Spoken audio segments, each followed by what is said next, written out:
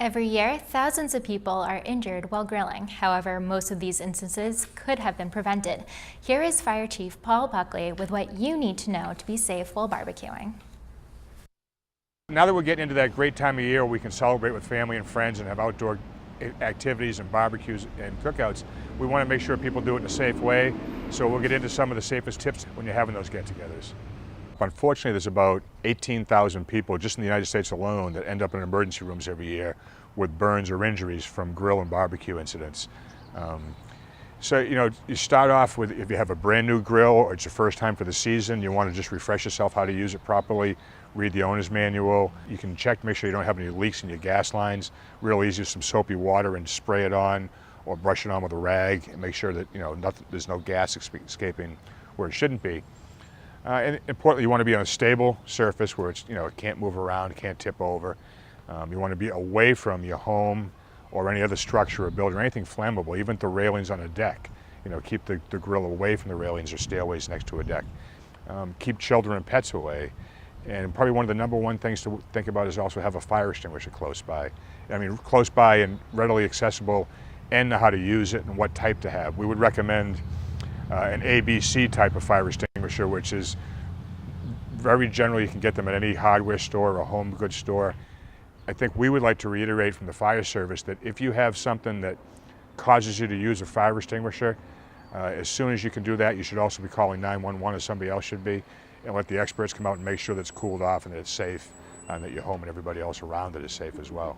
Most of the injuries that end up in the emergency rooms, and a lot of people get hurt and don't go to the emergency room with their doctors, so the numbers could be skewed somewhat, but are caused by burns. More so from gas grills than charcoal grills, but don't let those numbers fool you. That's only because gas grills are much more popular. Charcoal grills are actually more dangerous, and just like gas grills, the problems normally occur during the lighting process. People use lighter fluid, which is very popular, but it also can be very dangerous. The fire's not going as strong as they'd like it to, so they squirt some more on, which just causes a big flare up and very easy to get hurt. Very easy for that stream of lighter fluid to burn right back to the can and cause a fire or an explosion. There's some much more practical and safer ways now than the typical lighter fluid, including these metal handheld chimneys that you can fill halfway with charcoal and put some newspaper underneath it or paper and let it burn slowly till you get a fire going, and then dump that in with the rest of your coals. There's also electric ones, electric charcoal starters that are great. If you do that, just make sure you're using the proper type of extension cord if you're using a cord. And just like with the gas grills, lighting them before you even try to light it or turn the gas on, make sure that the cover is open and that the excess gas has a place to go instead of building up to the point where it could cause a flashback.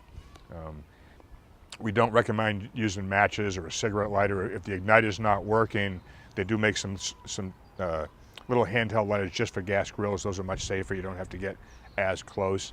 And like I said, keeping it clean, the surface clean, as well as underneath where the grease traps are and the gas lines, keeping that clean is extremely important. Never, ever leave any type of grill or any cooking, period, unattended. It's just too easy for it to turn into a fire without anybody even noticing it right away. So making sure that someone's watching the oven or the grill or the barbecue all the time is something we can't stress enough. People, if they have questions about grills or grill safety, first of all, you can go online. There's all kinds of great tips. If you don't have the ability to do that, or if you have specific questions, you can call us at the Needham Fire Department. The Fire Prevention Office was always willing to help people out, anything to keep things safer and to make your day and your function more enjoyable.